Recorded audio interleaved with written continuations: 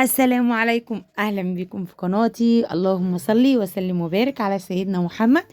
النهارده ان شاء الله بقى هعمل معاكم الرز البسمتي على اصوله، يعني احلى كمان 100 مره من بناكله كمان في قلب المطاعم. هقولك ازاي يطلع مفلفل معاكي كده، وازاي تقدميه بطريقه تعجب كل اللي موجودين، بمقادير سهله جدا ومش بكتر الصوصات والحاجات دي كلها. لا، هديكي بقى وصفه سهله وبرضو طعمها تحفة. بس اهم حاجة تشوفي الفيديو وتشوفيه للاخر علشان تعرفي طريقة التسوية المظبوطة اللي هتخليه معاكي مفلفل ان شاء الله. بس اهم حاجة بقى يا ريت ما تنسينيش في اللايك والاشتراك. واهم حاجة زي ما احنا متعودين، لازم قبل اي اكل تعمليه لازم تسمي بالله علشان اكلك كده يبقى مبارك ويكون طعمه جميل كده ان شاء الله.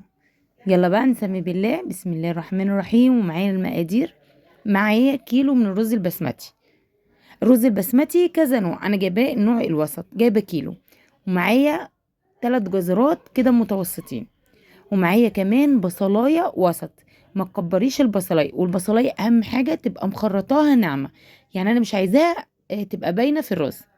ومعايا زبيب حسب رغبتك، يعني حسب ما انت بتحبي.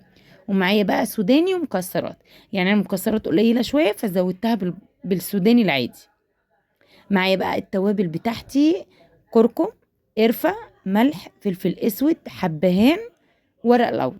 وهقول لك تاني برضو لما اجي اعمله. اهم حاجة اول خطوة بقى بنعملها بنبل الرز. يعني اول ما تخش المطبخ كده وخلاص ناوية هتعملي الرز، تروحي بلاه اول حاجة، وبعد كده تحضري الحاجة بتاعته.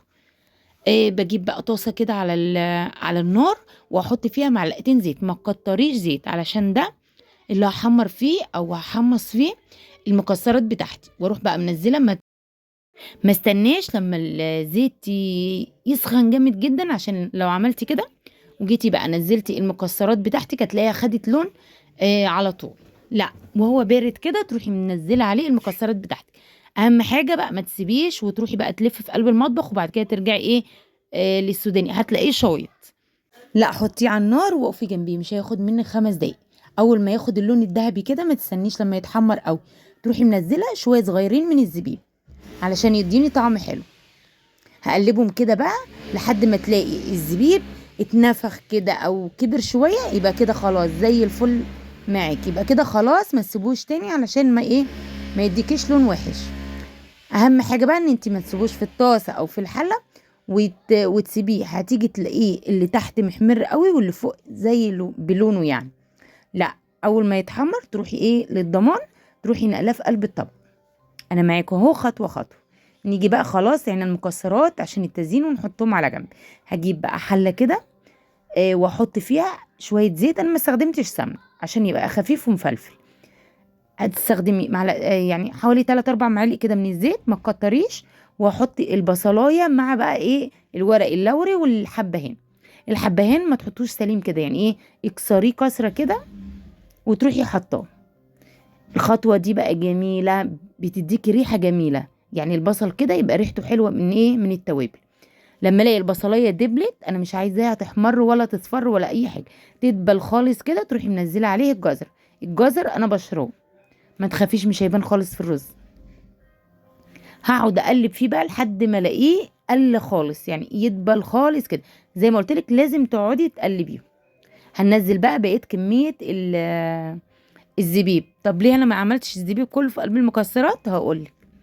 الزبيب لما احطه كده في قلب الرز بيديله طعم مسكر بقى كده وتحفه. يا بقى لو بتحبي الزبيب، الرز ده بقى ليكي تحفه. بعد بقى ما الاقي الزبيب كده اتنفخ عشان ما يشطش معاكي، اتنفخ كده وزاد وبقى حلو، تروحي منزله الرز تصفيه كويس وتروحي منزلاه. وننزل بقى بقيه التوابل بتاعتنا. الكركم حطي حوالي معلقتين، وشوفي اللون لقيتيه فاتح قوي، لا تزودي شويه. بس ما تزوديش كركم علشان ما يمررش معاكي. كده كده اللون برضو بيغمق شويه في قلب التسويه. بصوا ما شاء الله. طيب اهم حاجه التسويه بقى عشان يجي معاكي مفلفل. ما تنزليش الميه بقى عليه غير لما يتسخن كويس، يعني اول ما تحطي الرز قلبيه كده كذا تقليبه حوالي 5 دقايق لحد ما تحسي ان كله ساخن. تروحي منزله عليه الميه. مش هتفرق بقى ميه من الحنفيه او ميه من سخنه، مش هتفرق. بس لو نزلتي عليه ميه مغليه من الكاتل يعني هتبقى كميه الميه اقل. لكن لو حطيتي ميه من الحنفيه هيبقى كميه الميه ازيد شويه، يعني بيبقى حوالي عقله ونص كده بعد الرز. هنحطه الاول على نار عالي او وسط الاول، وبعد كده تروحي مقلباه، تعري عليه وتقلبيه، وبعد كده تروحي بقى مغطيه كويس جدا وموطي عليه. هتاخدي بقى احلى حبه رز ان شاء الله. اهم حاجه ما تنسنيش بقى في اللايك والاشتراك. وده طريقه تقديمه، لو انت هتقدميه كده وعامله مثلا جنبيه فراخ او عامله جنبيه بانيه او عامله اي حاجه جنبيه، هتقدميه بقى بالطريقه دي في الطبق، وتروحي رش عليه المكسرات بتاعتك، هتبقى تحفه. لو انت بقى عامله بقى بطايه كده وربنا كرمك، او رومي او اي حاجه او حمام ولا حاجه، هتروحي حطاه في قلب الصينيه كده، بنفردها دي كده صينيه زي اللي بتتباع بره بالظبط. عارفين بقى محلات اللي هي الكبابجي بقى، والصينيه بتبقى بالشيء الفلاني، هي دي. بتحطي بقى، بس اهم حاجه تعيني التوابل بتاعتك، يعني الورق اللوري والحبهان، علشان ما يمررش في بق اللي هياكله. وتروحي حاطه بقى في ورق ألمونيا كده، وتروحي ايه حاطه الرز بتاعك سخن وفوقيها حبه المكسرات. تحطي بقى البطايه، تحطي حبه الكفته، تحطي بقى لحمه مثلا، هتبقى تحفه. بألف هنا بقى للي يجربه. مع السلامه.